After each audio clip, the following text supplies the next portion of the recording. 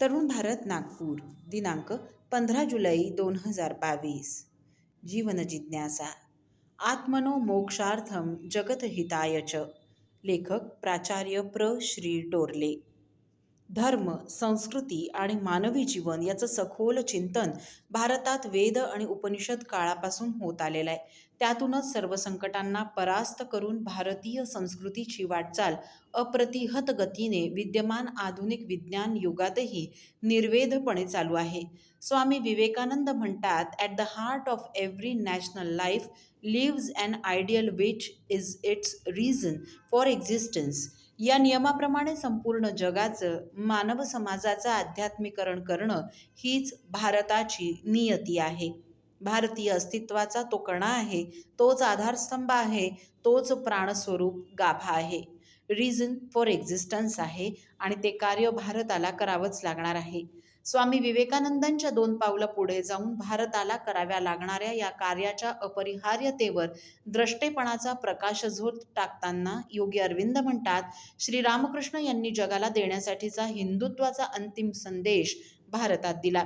त्यांच्या जन्मापासून एका नवीन युगाचा प्रारंभ झाला. या हिंदुत्वास सर्व जगास मार्गदर्शन करायचंय.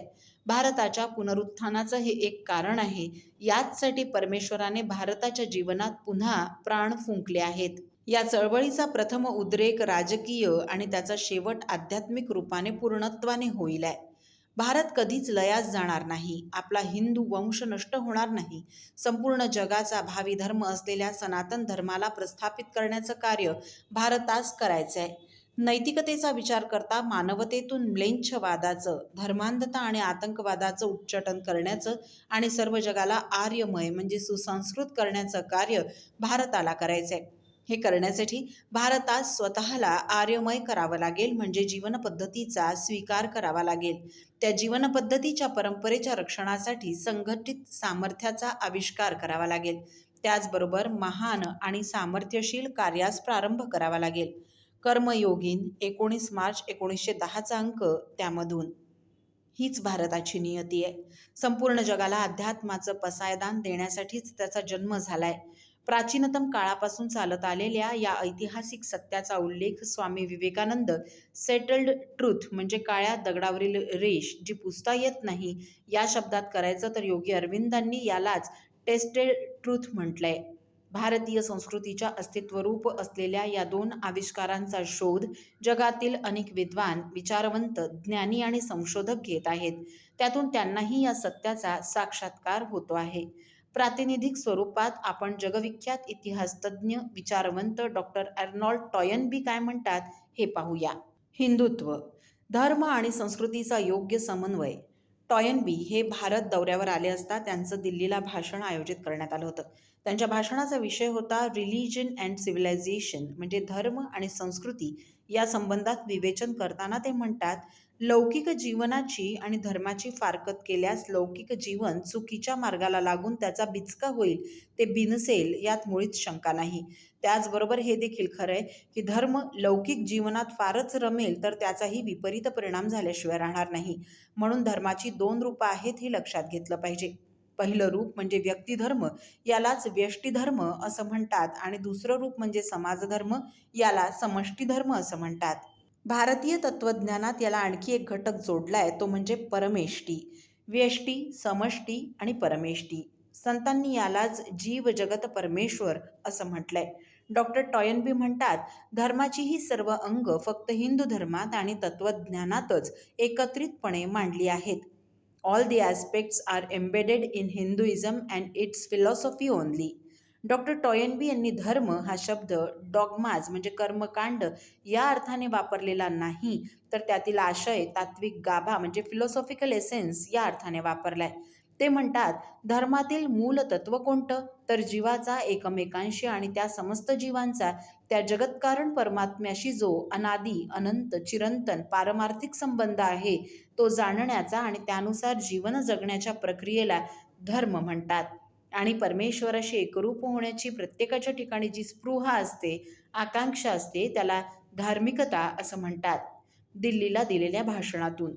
डॉक्टर टॉयनबी यांच्या विवेचनानुसार धर्मतत्वज्ञानाची दोन रूपं बहिरंग आणि अंतरंग स्वरूपाची आहेत आणि त्यांचा योग्य तो समन्वय भारतीय तत्वज्ञानात आणि संस्कृतीतच झालेला आहे, ज्याचं विवेचन चिंतन आपण अभ्युदय आणि निःश्रेयस, प्रपंच आणि परमार्थ या संकल्पनांच्या माध्यमातून केलेला आहे. आत्मनो मोक्षार्थम जगतहिताय च.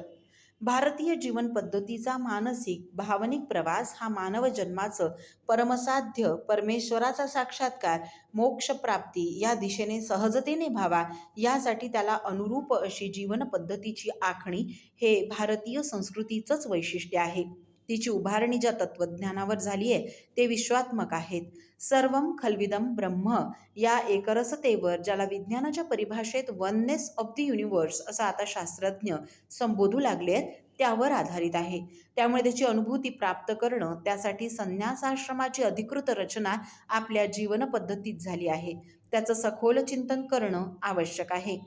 स्वामी विवेकानंद, योगी अरविंद यांच्याप्रमाणेच डॉक्टर राधाकृष्णन हे देखील हिंदू धर्म, संस्कृती, तत्वज्ञान याचे भाष्यकार म्हणून संपूर्ण जगाला विदित आहेत.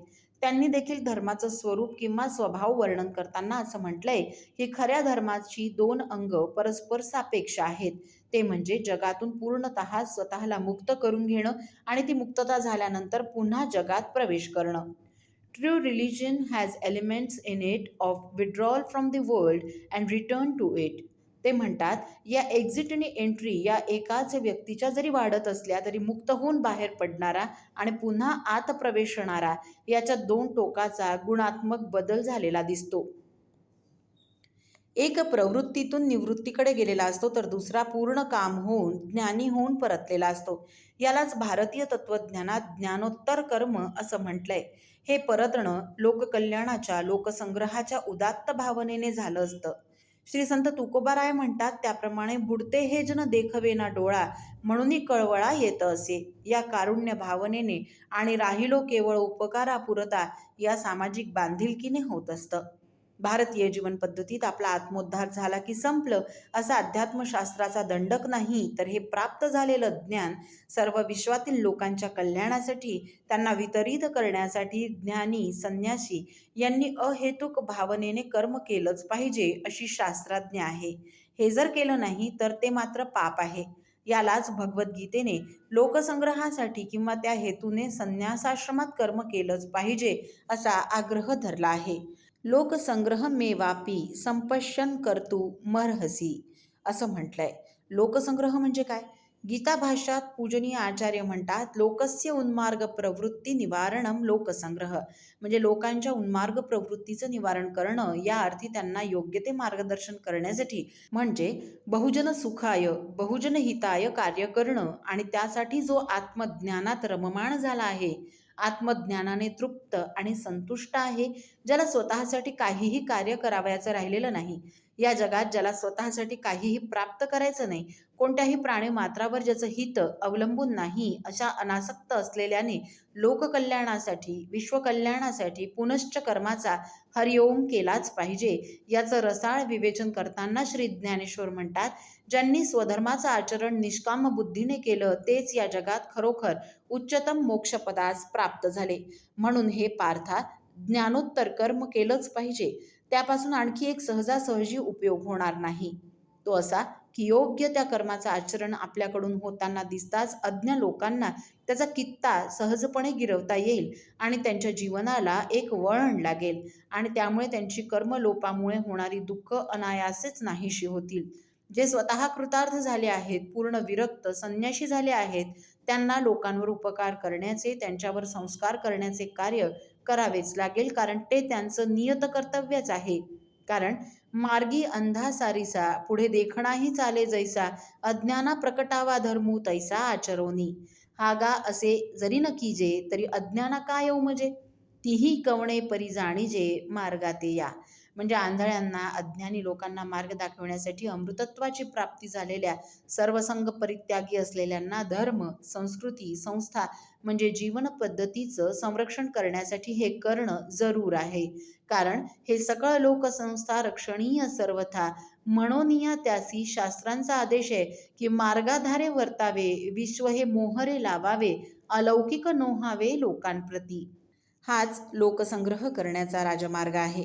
वेद आणि उपनिषद काळापासून या राजमार्गावरून सहस्रावधी संन्यासी, साधू, महंत हातात कमंडलू, कुबड्या, खडावा घालून वाटचाल करीत आले आहेत.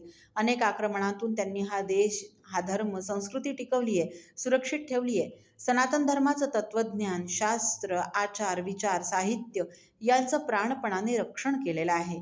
संन्यास ग्रहण करताना त्यांना जो संकल्प, प्रतिज्ञा घ्यावी लागते, त्यात त्यांच्या कार्याचं स्वच्छ प्रतिबिंब आढळतं. तो संकल्प, ती प्रतिज्ञा अशी की मी बहुजन हिताय, बहुजन सुखाय कर्म करीन, अपरोक्षानुभूतीद्वारा लाभलेल्या सत्याचा प्रचार करीन, जगतामधील दुःख, दैन्य पीडित, मोहभ्रांत जीवांना ज्ञानामृत पाजून तृप्त करीन, त्यांना उच्चरवाने सांगीन की हे विश्वासी अमृत पुरुषांच्या पुत्रांनो, हे दिव्य धाम निवासी देवतांनो ऐका.